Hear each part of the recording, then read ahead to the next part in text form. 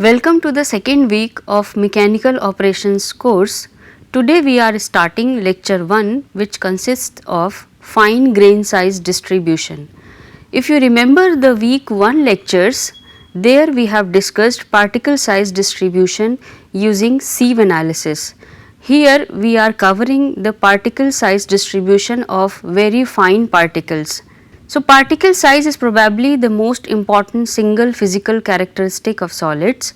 It influences the combustion efficiency of pulverized coal, the setting time of cements, the flow characteristic of granular materials, the compacting and sintering behavior of metallurgical powders. These examples illustrate the intimate involvement of particle size in energy generation, industrial processes, resource utilization and many other phenomena. Now, several mathematical models and expressions have been developed to obtain the distribution function from experimental PSD curves. Now, basically what we are going to do over here is to calculate the size distribution using mathematical model. Therefore, when the screen analysis or any other method is not able to distribute to give the distribution of particle properly, there we can utilize the mathematical model and its functions. And these mathematical models usually use the experimental PSD curves. So, these functions which are mathematical range from well established normal and log normal distribution to Rosen-Ramler and Gates-Gaudin-Schumann models. So, here we are having two models, Rosen-Ramler model and Gates-Gaudin-Schumann model. The RR model, that is Rosen-Ramler model or Rosen-Ramler distribution function, has long been used to describe the PSD of powders of various types and sizes. This function is particularly suited to represent powders made by grinding, milling and crushing operations, but it has limited applications due to their greater mathematical complexities. On the other hand, Gates-Gaudin-Schumann distribution is simpler to use. So, in the present lecture, we are demonstrating Gates-Gaudin-Schumann, that we call GGS model for size distribution. Now, in this slide, if you see here, I have shown in coarse grain soils by sieve analysis. What is the meaning of this? That coarse grain size distribution we carry out using sieve analysis. However, if you see the data of sieve mesh chart, it gives the value up to 40 micrometers only. So, sieve analysis does not give the size distribution below 40 micrometers. So, when we have to compute the distribution below this, then we go for Gates-Gaudin-Schumann distribution function, which is very much suitable for fine grain size particles. So, what is the use of Gates-Gaudin-Schumann distribution function? It calculates or it gives the particle size distribution when I am handling with very fine size particles, where sieve analysis is not suitable. So, Gates-Gaudin-Schumann distribution function is widely used function which is usually applied to evaluate the particle size distribution data resulted from comminution processes. It is a two parameter distribution function which can be expressed by this expression, where it goes as x is equal to a d average raised to the power b. The parameters over here, x is the mass fraction or percentage mass, d average is average particle size, a is size modulus and b is the distribution modulus, where a and b we obtain from the experimental data analysis we are having. So, while taking log of these two, we can write it log x equal to b into log d average plus log a, where b and a are constants. So, size modulus is a measure of how coarse size distribution is, and distribution modulus is a measure of how broad the size distribution is. So, a and b are representing these values which we can obtain from the experimental data. The Gates-Gaudin-Schumann plot is the graph of mass fraction versus average sieve size with both the x and y axis being logarithmic plots. In this type of plot, most of the data points except for the coarsest sizes measured should be nearly in a straight line. So, what happens here, you are aware with this table where I have shown the Indian standard screen mesh number minus plus, I guess you remember it, minus shows undersize, plus shows oversize, and here I am having the average size of particle d average 1, and here I am showing the average size of particle which can be obtained by arithmetic mean of opening for 480 mesh screen and opening of 400 mesh screen, and x1 is the mass fraction which is available on 400 mesh screen divided by total mass which we have fed for the screen analysis. So, you are very well aware with this data. Now, we are using this data for computation of fine grain size distribution. How we will do this? Using Gates-Gaudin-Schumann plot. Now, what is that plot? This is the plot which we call Gates-Gaudin-Schumann graph.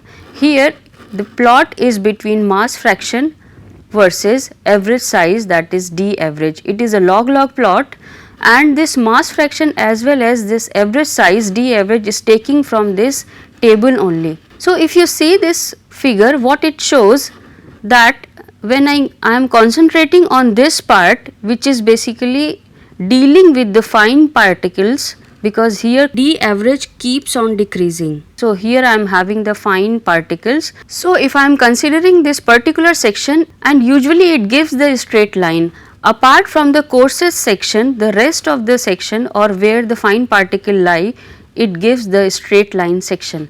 Now, what is my purpose over here? To plot this, my purpose is to compute the fine grain size distribution. Now, how I will obtain this? If you consider this minus 8 mesh screen, what is the meaning of this?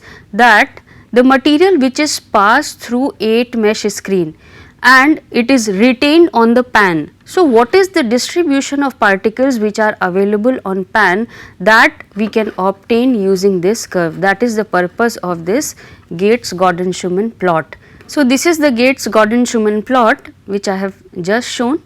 Now, my area of work in this graph is this section only where I am getting fine particles and which is slightly straight as far as its nature is concerned. So, to understand this properly, I will extrapolate this in another graph where I have replotted this particular section, as you can see over here.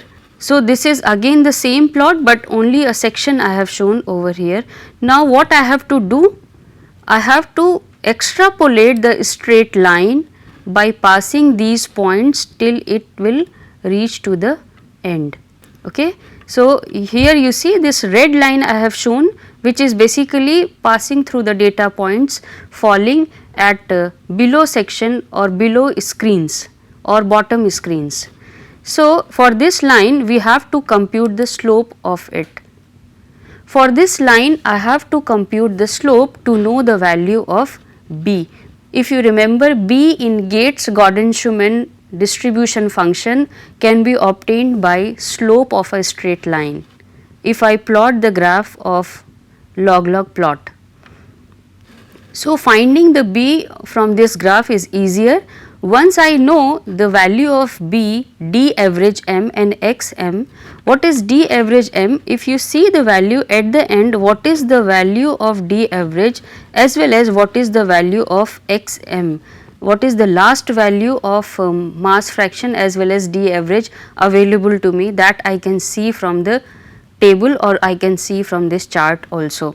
So, once I have the value of b, d average m and x m, I can calculate a using this expression. This is the Gates-Gaudin-Schumann distribution function.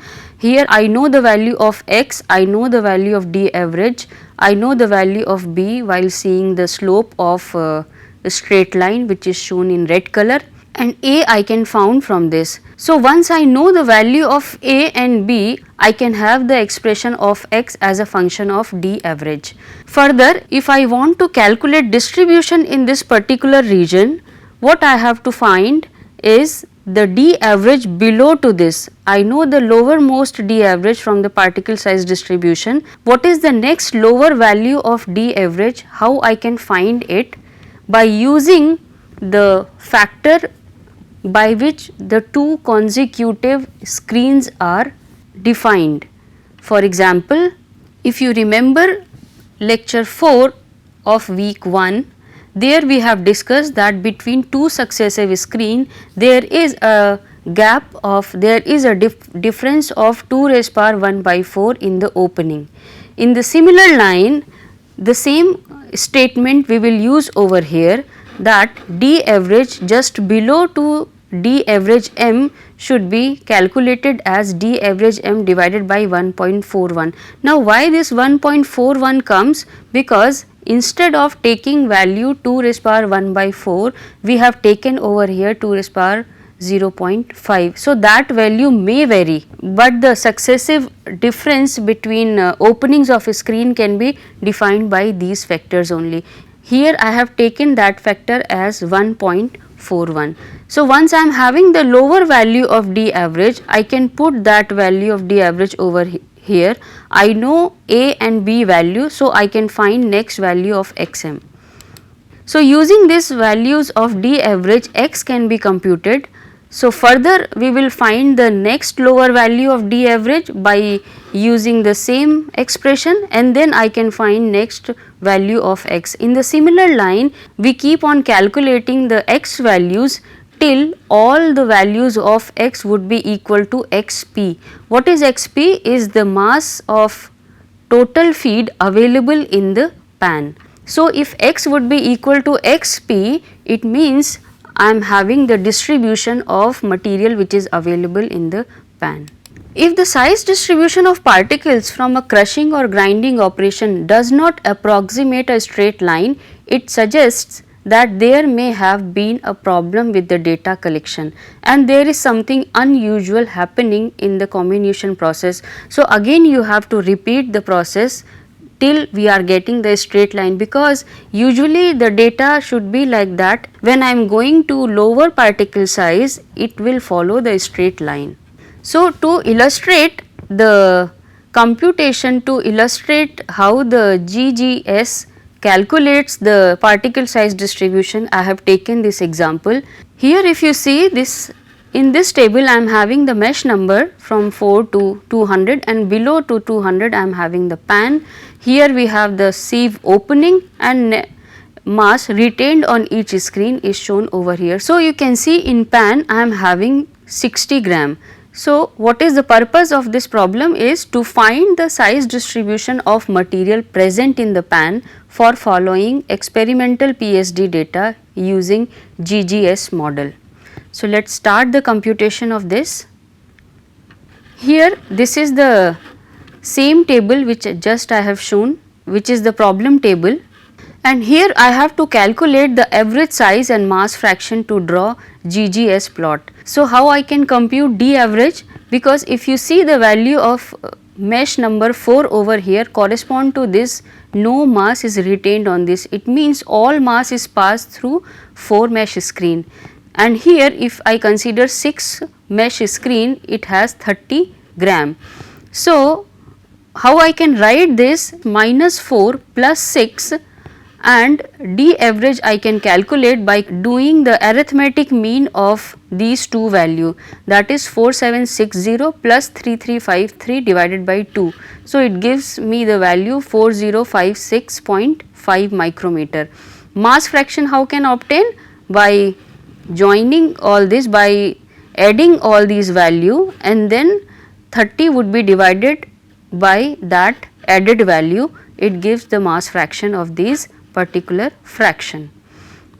In the similar line I can calculate the value. So, here you see in the pan I have written minus 200 instead of pan, because the material which is passed through 200 mesh screen is collected on the pan. So, minus 200 corresponding to this I am having the value 0.1. So, I have to find the distribution of this particular section using GGS plot. So, next step is to draw the GGS plot. So, here we have the GGS plot. How I have obtained this? Using this D average as well as mass fraction. So, this mass fraction will give the negative value on logarithmic axis, that is why I have considered its percentage. So, here you see this is D average in micrometer and here I am having percentage of mass, and both these axes are logarithmic axis, as you can identify while seeing the grids of the diagram. So, this is the GGS plot. Now, to find the value of A and B, what we have to do? We have to extrapolate the data which is available at the end of this graph, where the fine size is available. End is also here, but here I am having the coarsest size, but here I have to find fine grain size distribution. So, I am concentrating on this particular end. So, here I have taken the straight line which is not very much suited to this. So, if I consider a straight line like this, which is shown with red color, the slope of this straight line you can find very well, that is 5. If I am having 1 over here, then 2, 3, 4, 5, 5 minus 2 divided by 200 minus 100. So, it gives me the value 0.03. Therefore, the value of B is 0.03. For computation of A, I will use D average and X of last screen which is available at this point. So, it is you can take this value from the table only. It is having D average as 89.5 micrometer and X as 1.7%. So, here X is basically mass fraction as well as percent mass, if you remember the definition of it. So, here I can write the X and D average value as well as B value and find the value of A, which comes out as this much. So, here to compute the size distribution of mass present in pan, one has to find lower values of D average than 89.5 micrometer.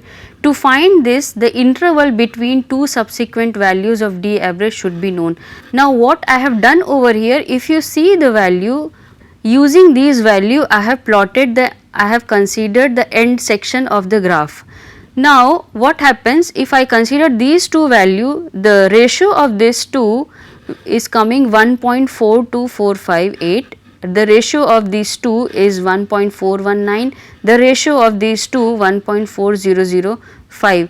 So, if I consider the interval between these, the average interval I am finding 1.4149. So, this value I will use to find the value of D average below to the 89.5 micrometer value.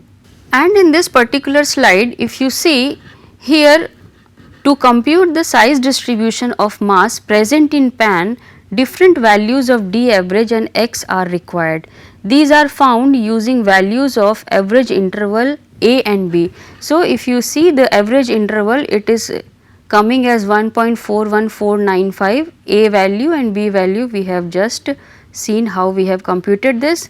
So, the D average below 89.5 micrometer is 89.5 divided by 1.414914, that is this value, and it is coming as 63.2547.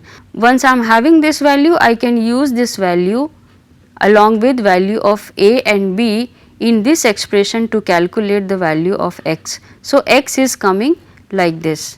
So, next value of D average I can find like 63.2547 divided by 1.414914, and further I will use that D average value along with A and B value in this expression to calculate X. So, X I am finding as 1.664994. So, here if you see, here I am having different D average values and here corresponding X values are given.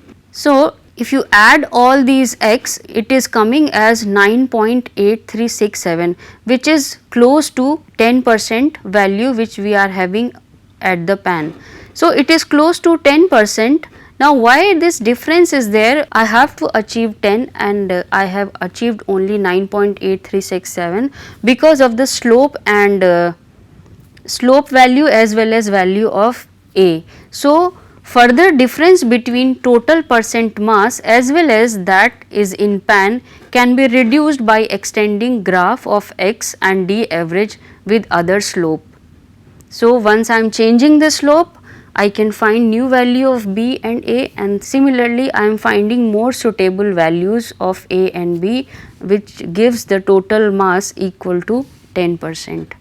So, the summary of this lecture is fine grain size distribution was discussed using Gates-Gaudin-Schumann distribution function. The log-log plot of mass fraction versus average particle size for GGS was discussed. Worked example was considered to illustrate the computation of GGS. So, these are the three summaries, three main points of the present lecture. These are the references, and that is all for now. Thank you.